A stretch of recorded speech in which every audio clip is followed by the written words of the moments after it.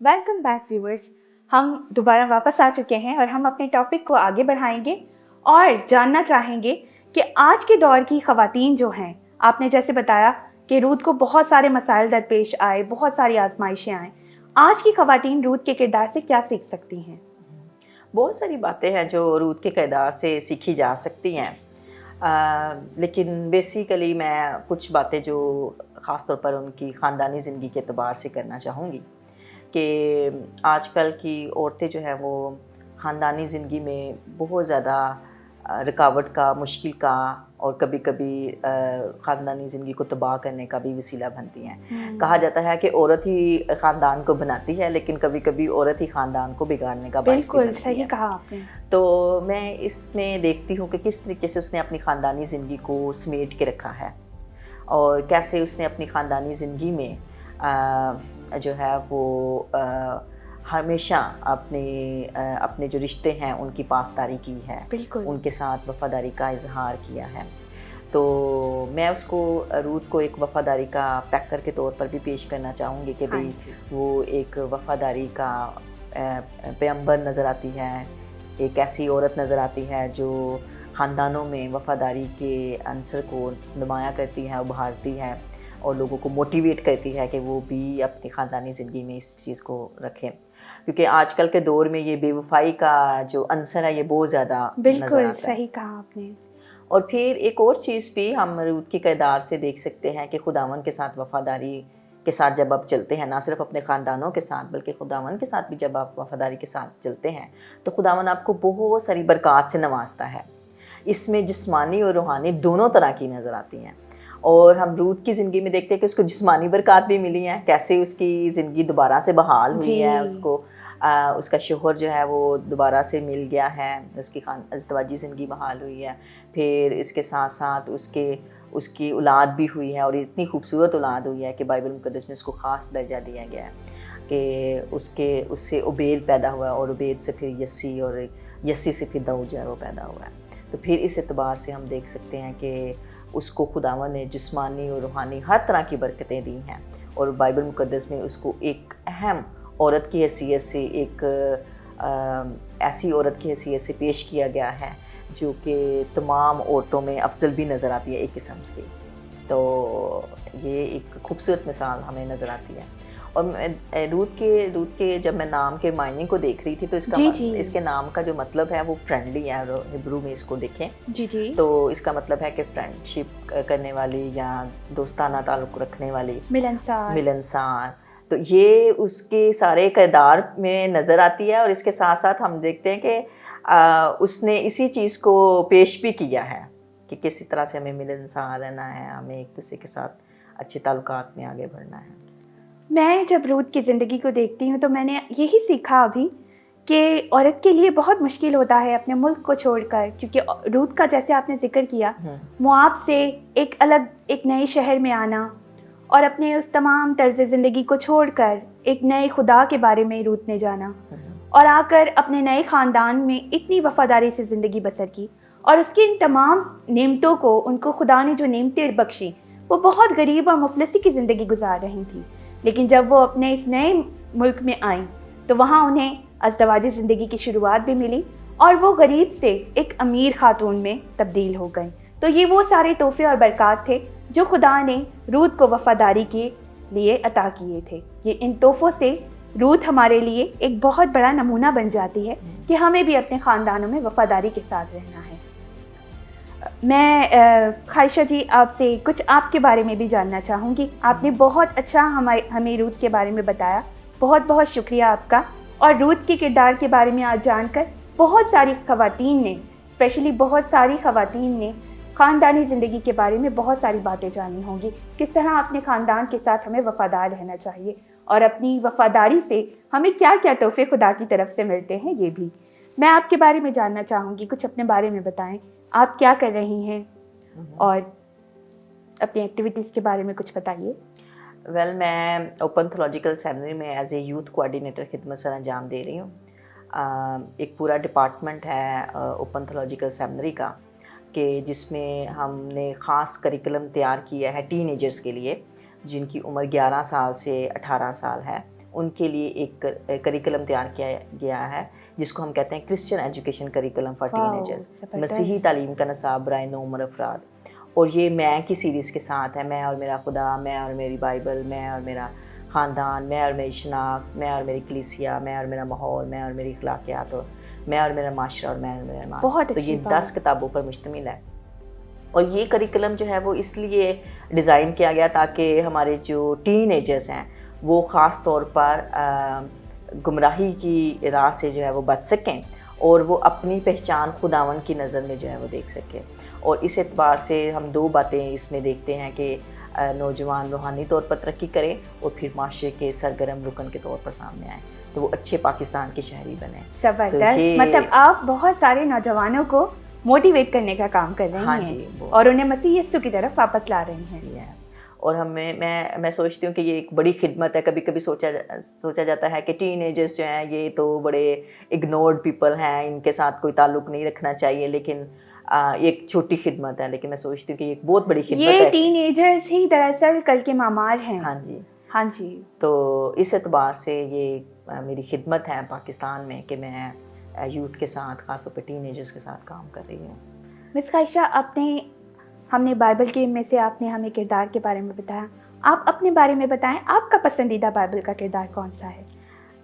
اگر میں خواتین کے کردار کے اعتبار سے، کیونکہ یہ خواتین کا شو ہے تو اس اعتبار سے میں بات چیت کرنا چاہوں گی، تو میں سوچتی ہوں کہ جو راہب ہے اس کا کردار یہ میرا فیوریٹ کردار ہے.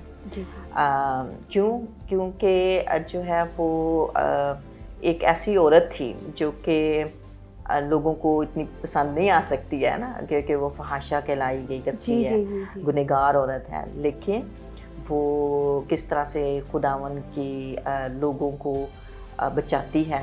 اور پھر اس قدر اس کا کردار جو ہے نمایاں نظر آیا کہ عبرانیوں کے خط اس کے 11ویں باب میں جہاں پہ ایمان کے بڑے بڑے سرماؤں کا ذکر کیا گیا ہے اس کا بھی ذکر کیا گیا ہے. بالکل. اور اس کے ایمان کی تعریف کی گئی ہے، راحت کے ایمان کی تعریف کی گئی ہے. اور اس نے نہ صرف خود بچی ہے بلکہ اپنے خاندان کو بھی بچانے کا وسیلہ بنی ہے.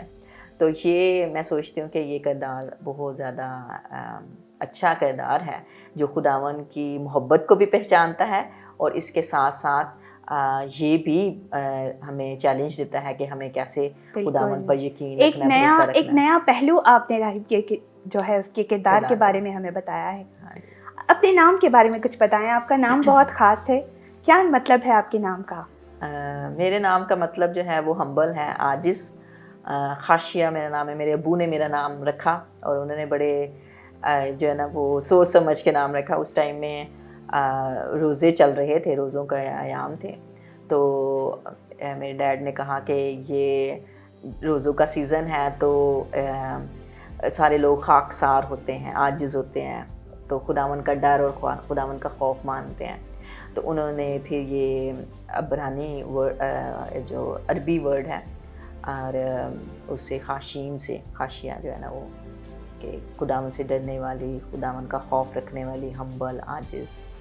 آپ کی پسندیدہ بائبل ورڈز کون سی ہے؟ میری ہے زبور 56 اور اس کی 3 آیت ہے کہ جس وقت مجھے ڈر لگے گا میں خداوند پر توکل کروں گا.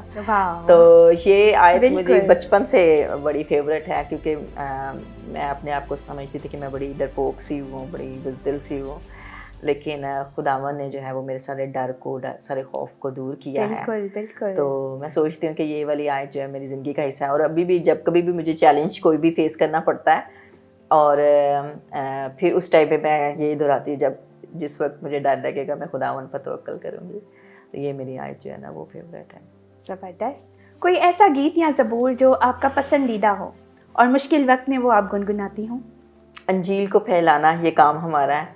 یہ میں نے بچپن سے سیکھا اور لیکن اس کے جو معنی تھے، جو مفہوم تھے وہ مجھے بڑے ہو کے سمجھ آئے زیادہ. تو میں سوچتی ہوں کہ یہ ہم سب کا فرض ہے کہ ہم انجیل کے پیغام کو دوسروں تک پہنچائیں. بالکل. تو یہ میرا فیوریٹ گیت ہے جو اکثر میں گنگناتی بھی ہوں. یوتھ کے ساتھ تو آپ کام کر رہی ہیں، لیکن یوتھ کے ساتھ ساتھ کیا آپ خواتین کے لیے بھی کوئی کام کر رہی ہیں؟ ہاں جی، خواتین کے لیے بہت ساری ایسی اپرچونیٹیز میرے پاس آتی ہیں اور ویسے بھی میرا ہارٹ بھی ہے اور یوتھ خاص طور پر خواتین کے لیے بھی. क्योंकि मैं एक खुद भी औरत हूँ, तो फिर इस एतबार से मेरा हार्ट है उनके लिए कि उनके लिए भी कुछ किया जाए। तो इस एतबार से जहाँ कहीं भी मुझे मौका मिलता है ख़वातीन की मीटिंग को लीड करने का, ख़वातीन के बारे में कुछ बातचीत करने का, या ख़वातीन को मोटिवेट करने का, उनकी काउंसलिंग करने का, तो फिर इस एतबार से मैं काफ़ी ज़्यादा खिदमत सर अंजाम दे रही हूँ। और पूरे पाकिस्तान में जहाँ कहीं भी मौका मिलता है तो लोग ज़रूर बुलाते हैं, और फिर जो कुछ भी खुदावंद ने मुझे तौफीक बख्शी है मैं उसे एतबार से लोगों के साथ शेयर करती हूँ।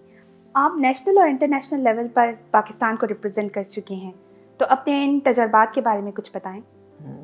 अभी तक मैंने 3 ममालिक को विज़िट किया है, मलेशिया, इंडोनेशिया और नीदरलैंड्स। मेरा तजर्बा यही रहा है कि कभी कभी मैं सोचती थी कि उनकी औरतें जो हैं वो बड़ी आज़ाद हैं, उनके मसाइल इस तरह के नहीं होंगे जिस तरह से पाकिस्तानी ख़वातीन के मसाइल होते हैं। लेकिन समहाउ जब मेरी उनके साथ डिस्कशन वगैरह होती थी, बातचीत होती थी, तो वो भी अपने यही तजर्बा जो है वो शेयर करती थी कि इस तरीके से है। लेकिन अभी वहाँ पर काफ़ी एडवांसमेंट आ गई है, काफ़ी ज़्यादा लोग इस चीज़ को देख पाए हैं कि ख़वातीन हैं उनका भी एक अहम किरदार है और उनको इक्वल राइट्स होने चाहिए। तो वहाँ पर तो काफ़ी डेवलपमेंट हो गई है, लेकिन अभी हम लोग इसी स्ट्रगल में लगे हुए हैं कि किस तरीके से ख़वातीन को अहमियत दी जाए, उनके किरदार को नुमायाँ किया जाए, उनको हुकूक दिए जाएँ। तो हम इसी फाइट में भी लगे हुए हैं, लेकिन वहाँ पर काफ़ी ज़्यादा जो है वो अवेयरनेस आ गई है इस एतबार से। तो वहाँ पर भी काफ़ी मेरी इंटरनेशनल फ्रेंड्स भी हैं जिनके साथ मेरी बातचीत होती है, तो वो मेरी इनकरेजमेंट का भी वसीला बनती हैं, और हम आपस में बड़ी अच्छी रफ़ाकत भी रखते हैं। गुफ्तगू शनीद जब होती है हमारी तो बड़ी अच्छी होती है, तो हम काफ़ी जो है वो एक दूसरे से बरकत भी पाते हैं। तो ये मेरे बड़े अच्छे तजर्बात रहे। मुझे मौका मिला कि पाकिस्तान को भी प्रेजेंट कर सकूं, पाकिस्तान की प्रेजेंटेशंस देना होती थी, तो ये बड़ा अच्छा चांस था कि एक मसीही पाकिस्तानी औरत के एतबार से मैं लोगों के सामने पेश कर सकती थी कि कैसे एक मसीही औरत पाकिस्तान में अहम और मौसर खिदमत सर अंजाम दे सकती है और उसको कितनी अपॉर्चुनिटीज़ मिलती भी हैं। वाह, ज़बरदस्त। Thank you so much miss Khashia, आपका बहुत बहुत शुक्रिया। आपने रूथ के किरदार के बारे में हमें बताया। आखिर में आप हमारे व्यूवर्स को क्या पैगाम देना चाहेंगी? मैं अपने व्यूवर्स को यही कहना चाहूँगी कि जिस तरह से पूरी स्टोरी हम लोगों ने रूथ की देखी है, ये तकरीबन रूथ की किताब के 4 अबवाब हैं और उसमें पूरी की पूरी उसकी स्टोरी बयान की गई है।